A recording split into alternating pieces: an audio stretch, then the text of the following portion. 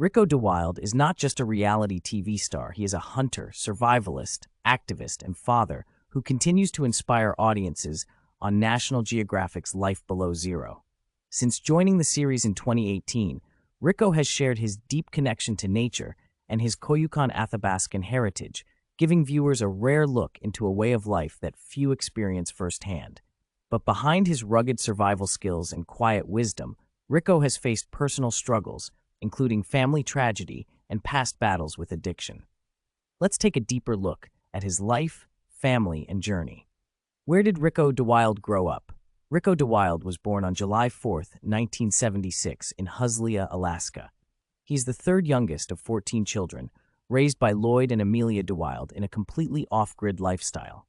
His father, a white man of Welsh descent, left San Francisco in search of a simpler way of life, while his mother, Amelia, was a native Koyukon Athabaskan who taught Ricko traditional survival skills. Growing up in the Alaskan wilderness, Ricko learned how to hunt, trap, and fish. His family lived without electricity, running water, or modern conveniences, relying solely on what nature provided. Ricko DeWilde's personal life, wife and kids. Ricko is in a long-term relationship with Rona Vent, who is also Koyukon Athabaskan. Together they have 6 children: Simone, Scarlett, Maya, Skylar, Keenan, and one additional child, born in 2024. Despite living in Fairbanks, Ricko makes sure that his children stay connected to their indigenous roots. He often takes them hunting, fishing, and trapping, ensuring they understand the traditional skills that have been passed down for generations. Ricko DeWilde's family tragedy.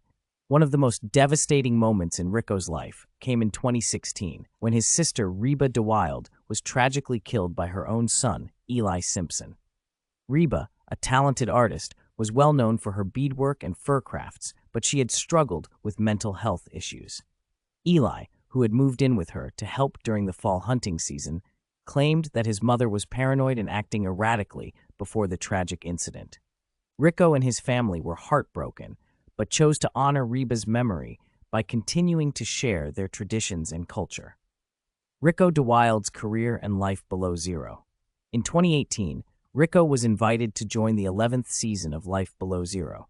The show's producers were drawn to his incredible hunting skills and his unique perspective as a native Alaskan. Ricko uses the show as a platform to educate viewers about indigenous traditions, survival skills, and the challenges of living in one of the harshest climates on Earth. He often travels hundreds of miles across Alaska, using dog sleds, snowmobiles, and even handmade tools to navigate the wilderness. Ricko DeWilde's net worth. Ricko DeWilde's estimated net worth is around $700,000. His income comes from his role on Life Below Zero, his business, HYDZ Gear, a clothing brand that reflects Native Alaskan heritage, public speaking, and advocacy for indigenous rights.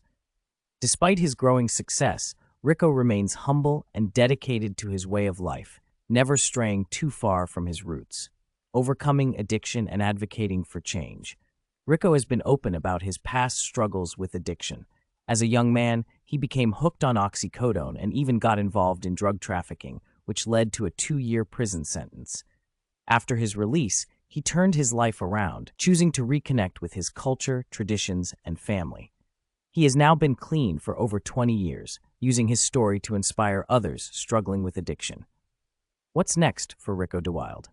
In 2025, Ricko continues to split his time between Fairbanks and the wilderness, teaching his kids the ways of their ancestors while appearing in new seasons of Life Below Zero. He remains one of the most respected cast members of the show, admired for his authenticity, survival skills, and deep respect for nature. Ricko DeWilde is proof that resilience, culture, and family can shape a person's destiny, even in the most extreme conditions.